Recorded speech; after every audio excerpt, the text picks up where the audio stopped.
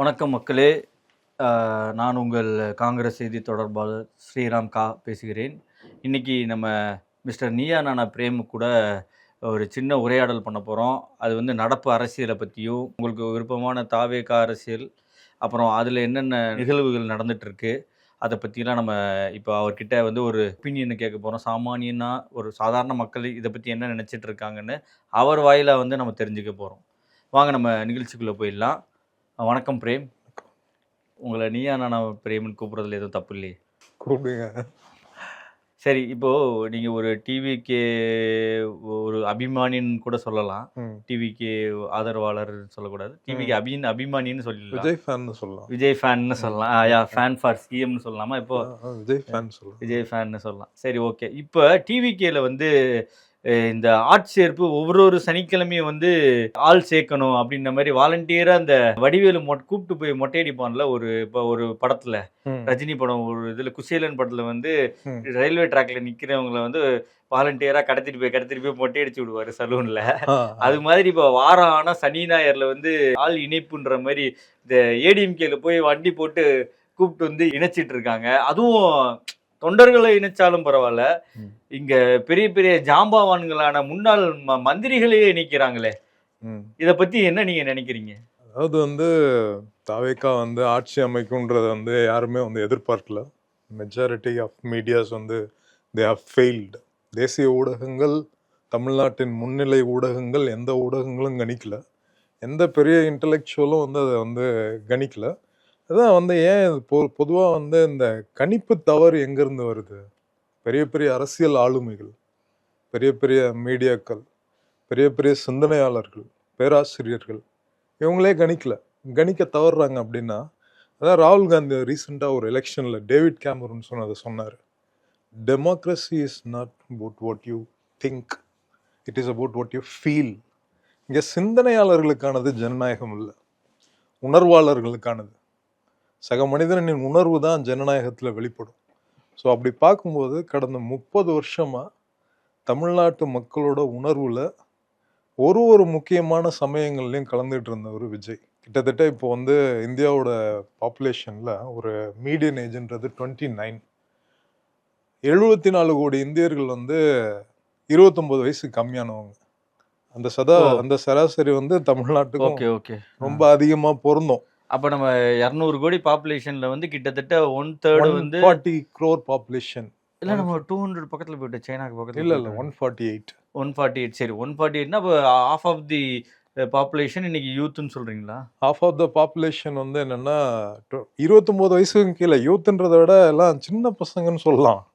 Okay, youngsters. யூத்னா கூட வந்து 35-40 தான் யூத். 45 வரையுமே நீங்க யூத் இருக்கீங்களா? இப்போ விஜய் வந்து யூத் தானே, ஒரு யங் சிஎம் தானே.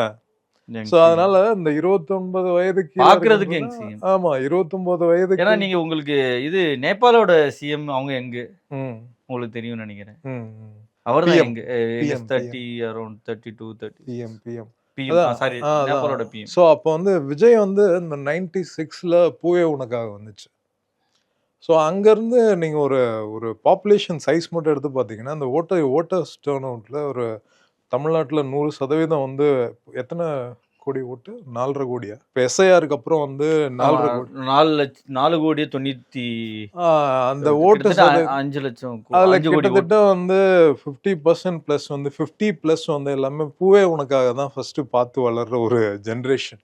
ரெண்டாவது வந்து என்னன்னா, இந்த நவீன பொருளாதார சீர்திருத்தத்துக்கு அப்புறம் இந்தியாவில் அரசியல் சீர்திருத்தம் இன்னும் பெருசாக வந்து நகரல. ஆனால் பொருளாதார சீர்திருத்தம் வந்து ஒரு 30 வருஷத்துக்கு முன்னாடி, 35 வருஷத்துக்கு முன்னாடி நடந்துச்சு. 90ஸ்ல நரசிம்மராவ் கவர்மெண்ட்ல மன்மோகன் சிங் இருக்கும்போது எக்கனாமிக் ரிஃபார்ம்ஸ் கொண்டு வந்தாங்க.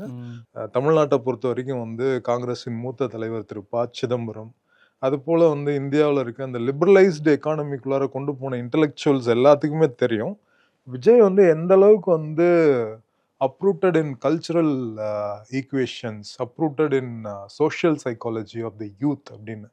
ஏன்னா இந்த டிஷர்ட்டு, ஜீன்ஸ் பேண்ட்டு, கோட்டு இதெல்லாம் நார்மலைஸ் ஆகிற, ட்ரெண்டிங் ஆகிற அந்த டைமில் வந்து விஜய் ஆரம்ப கால படங்கள்லாம் வந்து ஒரு லவ் ஃபெயிலியர், அதுக்கப்புறமேட்டு வந்து அதோட ஹீரோயிசமே வந்து ஒரு ஹியூமர் கலந்த மேஸ்குலினிட்டி, ஒரு ரிஜிட் மாஸ்குலினிட்டி கிடையாது. எம்ஜிஆர் டைம்ல வந்து என்னன்னா கத்தி எடுத்து சண்டை போடுற, ரொம்ப ஆவேசமா வந்து ரொம்ப துடிப்பான விஷயங்களை பேசுற அந்த மாதிரியான தாய் டைம். பாசம்.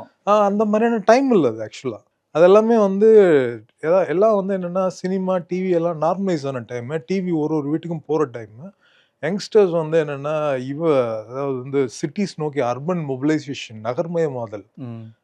எக்கானமில வந்து என்ன சர்வீஸ் செக்டர் வந்து பெரிய அளவுல வந்து டிராஸ்டிக்கா வந்து சொல்ற அந்த பூபே உணவுக்காக பார்த்த ஜென்ரேஷன் எல்லாமே சிட்டிக்குள்ள வந்து வேலை செஞ்சு ஒவ்வொருத்தருமே 1 லட்சம் சம்பளம் வாங்கக்கூடிய இடத்துக்கு வர்றாங்க. சிட்டிக்குள்ள வந்து வேலை செய்ய ஆரம்பிக்கிறாங்க. சொந்த கால நிக்கக்கூடிய தருணங்கள் அந்த அதாவது சமூக உளவியல்ல அரசியல் பொருளாதாரம் பெரிய தாக்கத்தை ஏற்படுத்துவாங்க. எப்பயுமே வந்து சோஷியோ எக்கனாமிக்ஸ்னுவாங்க, அதாவது வந்து சமூக பொருளாதாரம்னுவாங்க, பொலிட்டிக்கல் எக்கானமின்னுவாங்க, அரசியல் பொருளாதாரம் அப்படின்வாங்க. ஜென்ரலாக வந்து இது எல்லாமே வந்து மக்களை வந்து நேரடியாக தாக்குற, மக்களை நேரடியாக வந்து அவங்களோட தலைவிதியை, வாழ்வியலை தீர்மானிக்கின்ற சொற்றொடர். இந்த மாதிரியான ஒரு பெரிய சேஞ்ச் வந்து இந்தியாவில் வந்து இண்டிபெண்டன்ஸுக்கு அப்புறம் பொலிட்டிக்கல் எக்கானமிக் ஃபேக்டர் வந்து 90ஸ்க்கு அப்புறம் தான் டிராஸ்டிக்காக சேஞ்ச் ஆயிடுச்சு. அது வந்து இவங்களால் 90ஸ்க்கு அப்புறம் தான் வந்து வளர்ந்தோம், அதுக்கு முன்னாடி இல்லைன்னு இல்லை. அதுக்கு முன்னாடி போடப்பட்ட விதைகள், பள்ளி கல்வியாக இருக்கட்டும், இல்ல வந்து ரோட் டிரான்ஸ்போர்ட் மொபிலிட்டியா இருக்கட்டும், அக்ரேரியன் செக்டர்ல இருந்து இண்டஸ்ட்ரியலைஸ். திராவிட கட்சி தான் அதுல முதன்மையா இருக்கு. தமிழ்நாடு ஃபுல்லா ரோடு சேர்த்தது, அது இல்ல கரண்ட் சேர்த்தது. காமராஜருக்கு முன்னாடி நீதி கட்சி, அதுக்கு முன்னாடி வந்து கவர்மெண்ட் ஆஃப் இந்தியா ஆக்ட் 1919, ஒரு கண்டினியூஸ் கான்ஸ்டிடியூஷனல் ரெவல்யூஷன். அதுல இந்தியன் இண்டிபெண்டன்ஸுக்கு அப்புறம் வந்து நேரு வந்து ஒரு பெரிய முயற்சி எடுக்கிறாரு பள்ளி கல்விக்கு. அப்புறம் வந்து இதெல்லாம் வந்து ஒரு பெரிய வரலாற்று பின்னணி. இப்போ பள்ளி கல்வின்றதே இல்லாம இருந்த ஒரு கை நாட்டா இருந்த இந்தியாவை பள்ளி கல்விக்குள்ளார கொண்டு வந்து அதுக்கப்புறம் இண்டஸ்ட்ரி நோக்கி போகணும். இண்டஸ்ட்ரியை நோக்கி போகும்போது இந்தியாவால் வந்து மற்ற உலக அரசியலை வந்து சரியா கையாள முடியாத அளவுக்கு தான் இங்க நிலைமை இருந்துச்சு. ஸோ அதனால இண்டஸ்ட்ரியில நமக்கு தேவையானது பண்ணிக்கிறது இன்னைக்கு வரைக்கும் முடியல. ஸோ சடனா இப்போ இது என்னதான் பண்றது இவ்வளவு பெரிய பாப்புலேஷனுக்கு? மேக் இன் இந்தியான்னு வச்சிருக்காங்களே. அந்த அல்ல, நான் சொல்றது 90ஸ்ல வந்த குழப்பம். 90ஸ்ல வந்து சடனா இது எதையாவது ஒன்று பண்ணி ஆகணும் அப்படின்றப்பதான் வந்து என்ன சுச்சுவேஷன் வருது அப்படின்னா எக்கனாமிக் ரிஃபார்ம்ஸ் வருது, பொருளாதார சீர்திருத்தம். ஆமா, அது 90ஸ்ல எப்படின்னா, அதாவது இது அதுக்கு முன்னாடி வந்து சாமானிய மிடில் கிளாஸோ லோயர் மிடில் கிளாஸோ வந்து ஒரு பேங்க் லோன் அப்ரோச்சே பண்ண முடியாது. ஒரு 2 வீலர் வாங்க கூட பேங்க் லோன் அப்ரோச் பண்ண முடியாது. அப்புறமா காங்கிரஸ் கவர்மெண்ட் என்ன பண்ணுதுன்னா, எல்லாருக்குமே லோன் கொடு, சாமானிய மக்களுக்கு லோன் கொடு அப்படின்னு சொல்லி அந்த மாதிரி டயத்துல இருந்து எங்க அப்பாலாம் வந்து எம்ஐடி வந்து ஒரு 8000 ரூபாய்க்கு வாங்கியிருப்பாருன்னு நினைக்கிறேன், லோன்ல வாங்கியிருப்பாருன்னு நினைக்கிறேன். ஸோ எங்க வீட்டுக்கு ஒரு பைக் வரும்போது அது வந்து ஒரு பெரிய ரெவல்யூஷனா இருந்துச்சு எங்களுக்குலாம். அடுத்த கட்டத்துக்கு போற மாதிரி இந்த இதுல சொல்லியிருப்பாங்களே, மெய்யழகன் படத்துல கூட ஒரு சைக்கிள் கிடைச்சது அவர்கிட்ட சொல்லியிருப்பாரு. ஒரு சைக்கிள் நீங்க கொடுத்தீங்க, வேணான்னு எனக்கு கொடுத்தீங்க, அதுக்கப்புறம் தான் எங்க குடும்பத்தோட எக்கனாமியே டெவலப் ஆச்சு அப்படின்ற மாதிரி. ஸோ காங்கிரஸ் அப்படிதான் கொண்டு வந்துச்சு. அதாவது நீங்க வந்து ஏர்னிங் கெப்பாசிட்டி இன்க்ரீஸ் பண்ணா முதல் நீங்க வந்து லோன் வாங்கிட்டீங்கன்னா லோன் கொடுக்க ஆரம்பிச்சது, சாமானிய மக்களுக்கே லோன் கொடுக்க ஆரம்பிச்சது.